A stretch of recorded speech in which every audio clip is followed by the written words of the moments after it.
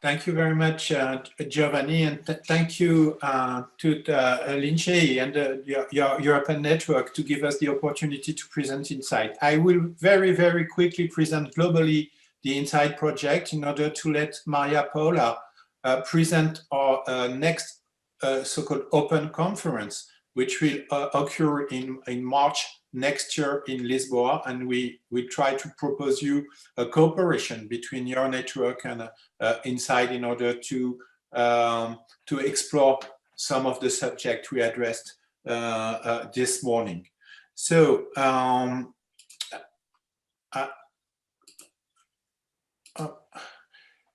okay. Well, the InSciDE project, I will be very quick because some of you already know this project. It's a Horizon 2020 project funded by the European Union in order to have a reflection based on history on the future of European science diplomacy. So our project was based on the fact that we think that history is not the introduction of a project at the very beginning, and history is a science which allows us to create something new and to give fuel to present time and future thinking. You know also that science diplomacy is a concept. I was tempted to say a new concept, but new concept since I will say 20 years. Articulating diplomacy for science, science in diplomacy, and science for diplomacy, we address these different dimensions.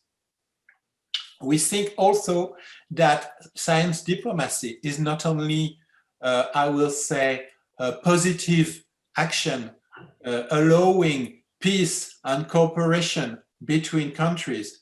We think that this dimension is important, but there is also a very important dimension of power, of conflict, of rivalries between states, and the vision of historians with other disciplines. We cooperate, of course, with economists, with science policy and so on, is very important.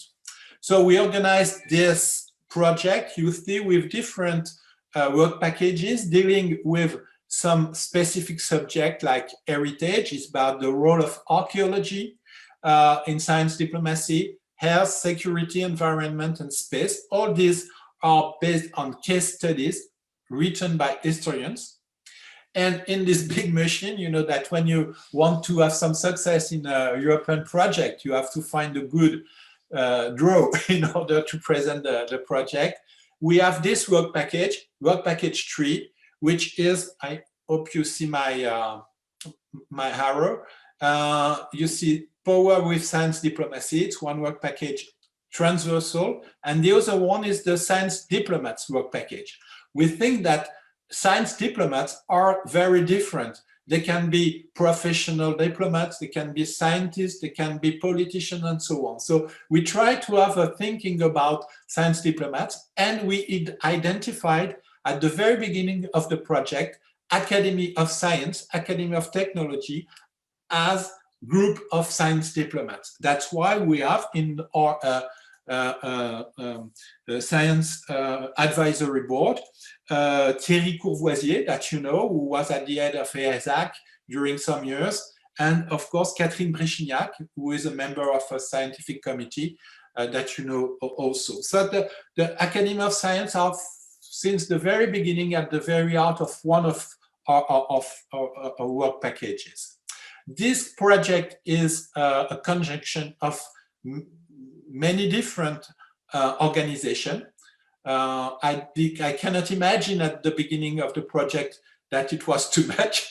I was very happy to have a lot of people, but it's a little bit complex to manage, but it's very rich. You see different countries, and we are very happy to have connection also with UNESCO. UNESCO is a member of our consortium, a full member of our consortium, so it's very important for us. And we have also different institutions that you can see on this. Our recent activities are mostly based on the on training, on a summer school, on publication, and so on and so on.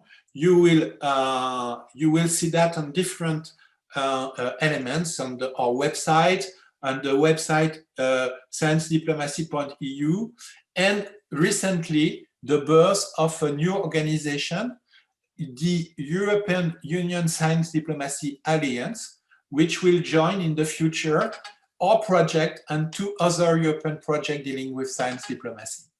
So I close this very global presentation, and now Maria Paula, if she agrees, will present you the very specific approach of science diplomacy through Academia of Science and a potential cooperation between our 2 communities. Okay, thank you, Pascal, and thank you all for inviting us. I'm going also to try to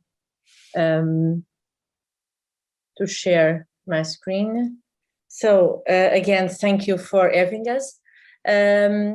As Pascal mentioned, and also our host, I'm in charge of work package 3 within InSciDE, and we think that it would be very interesting. And it turns out that having been at this meeting during the morning and hopefully during the afternoon as well, it is clear that we should continue to talk about these common issues. So we would like to propose to the network to be part of our final meeting, InSciDE final meeting in 2022. It will be mostly in the second week of March, from 9 to 12th of March. And we would like to have a kind of a previous day focus precisely on historicizing European academies in international relations and science diplomacy. As Pascal mentioned, InSciDE meeting is an open conference, and we would like also to have this day as an open day as well. The idea of bringing together the Lisbon Academy of Sciences came across when I was invited to participate in this meeting promoted by the Academy of Sciences on the globalization in Portuguese, revolutions and continuities last December, precisely on the relationship, present day relationship between Portugal and its former colonies. I was invited to comment on the role of a specific archive, which is the Overseas Historical Archive, which includes not only documents, but also plants, rocks, artifacts, photos, films. So it's a very rich archive. And the role played by the archive in present-day relationship between Portugal and the former colonies. And in fact, I presented the InSciDE's agenda to illustrate how we can, in a fresh way, so to say, use colonial heritage to build a more balanced relationship between us, Portugal, as former colonizers, and now independent nations. And this would be easy to do by bringing together both Portuguese and African traditional scholars and researchers, for instance, historians and anthropologists, which has been done through these years, but including in this kind of approach, also diplomats. And we must say that diplomats, both from Portugal and our former colonies, have been quite absent from this kind of discussion, the use of archives, the use of history, the use of the academies as a part of a way to build a new kind of relationship after the colonial period. So 2 particular topics were discussed in this context, together with our colleagues from the African countries.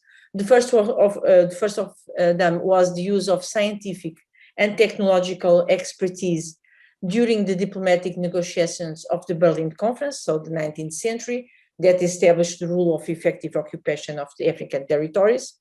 And the second one was a very interesting debate on why, during the colonial war that took place from 1961 to 1974, which opposed Portugal to the liberation movements of Angola, Mozambique, Guinea, Cape Verde, and so on, no relevant infrastructures were ever attacked. So we had very minor kind of attacks, but for instance, more relevant railway lines or the dams were always excluded from these kind of war, which was a very bloody one, but infrastructures were not attacked.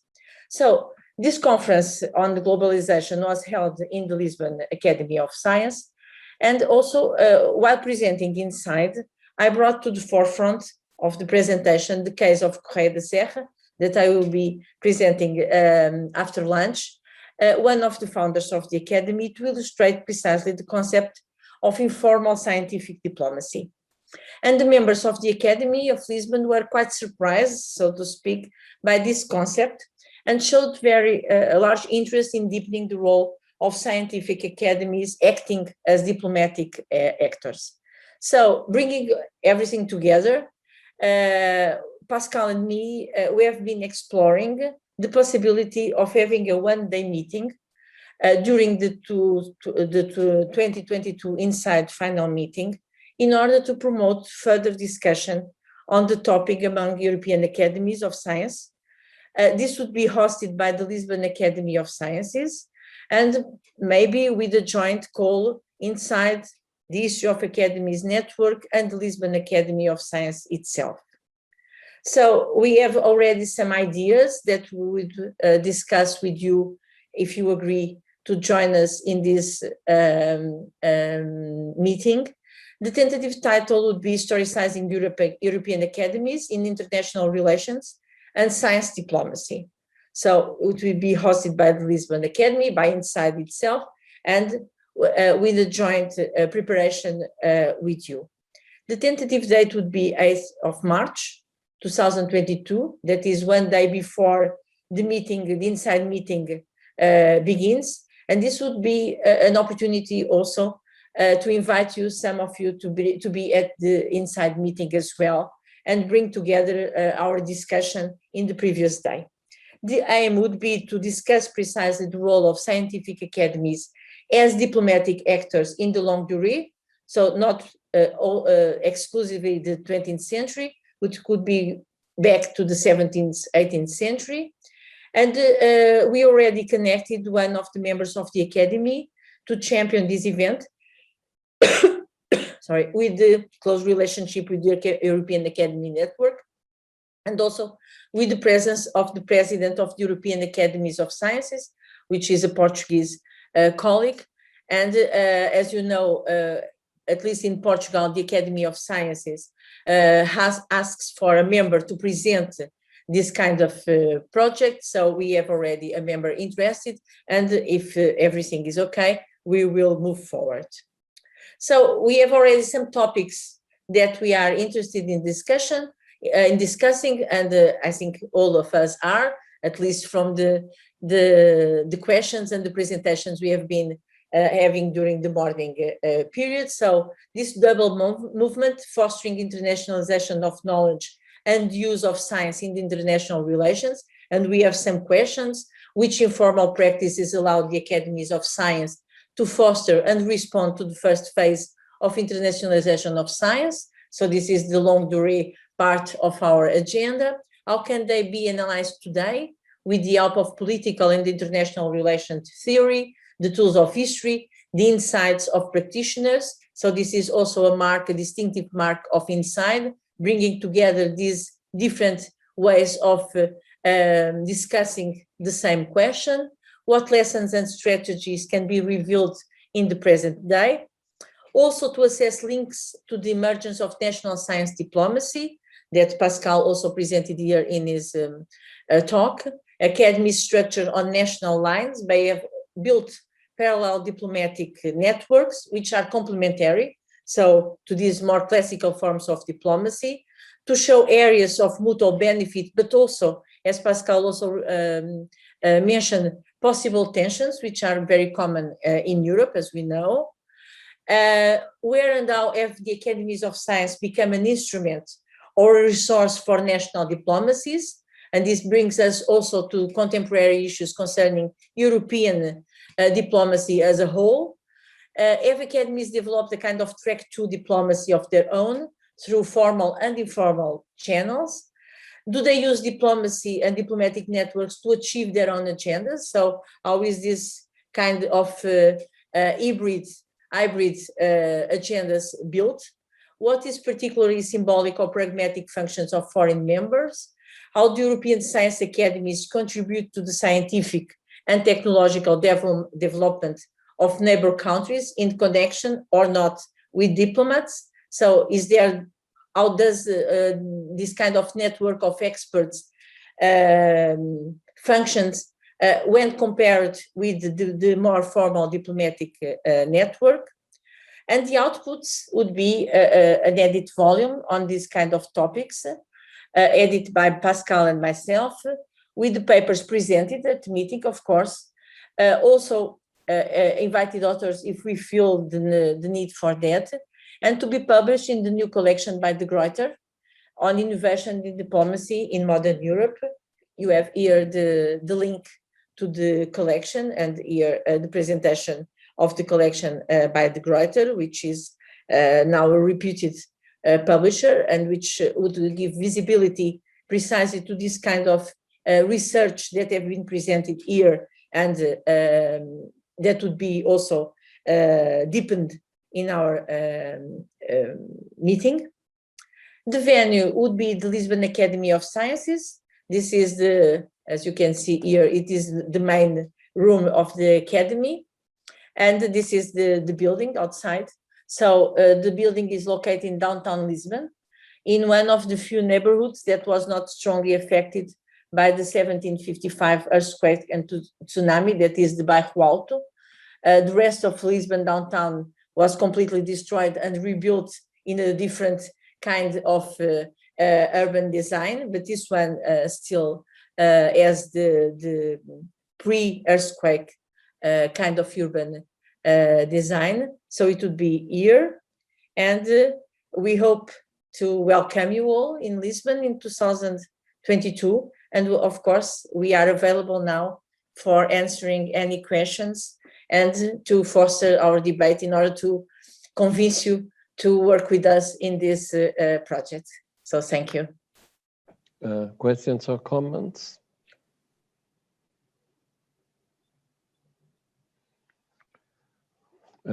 Rainer?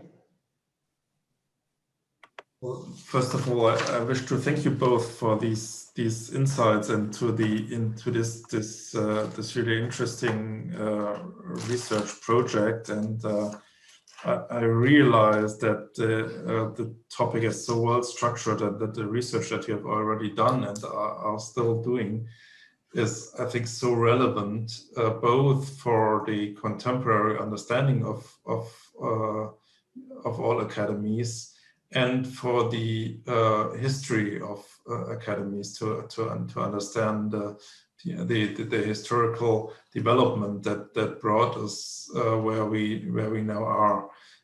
So in my opinion, also this invitation. Thank you very very much for the invitation. Also to this workshop or one day. How did you call it? One day meeting. In my opinion, this combination of a historical perspective with a topic that is discussed in several disciplines is highly interesting to me. Maybe we should discuss how we can contribute. So from my side, I would say I would be interested, but it's still a bit open to me how we can contribute, because we don't have researchers, or I think most of us in the European Academies Research Initiative do not have researchers that focus on this specific topic. So I think we could try to find them if this would be helpful. And so this could be some form of collaboration in my opinion.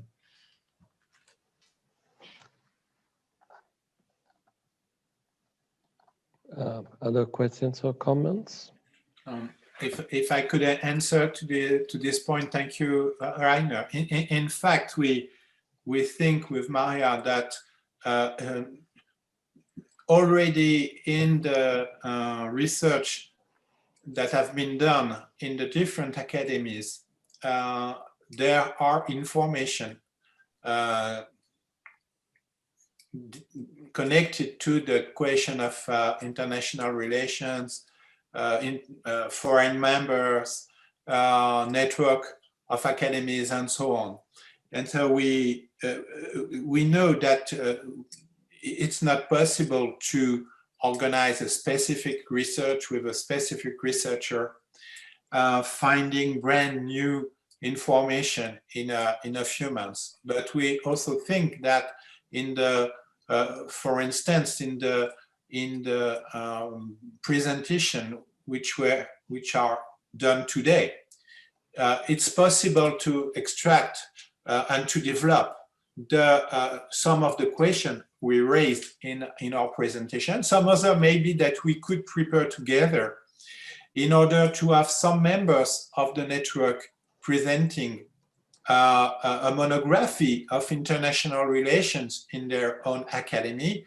I think that in connection with Claude, I could, for instance, present something very specific about the French Academy of Science. It's possible, and that's the first tone, I will say. If some of members of your network could agree to present a paper with some question pending, it's not the point to deal with everything, but for instance about Lincei and international relations, some points, and the Leopoldina and so on. I think I was listening this morning that the question of Czechia and Slovakia is so at the very heart of our questions.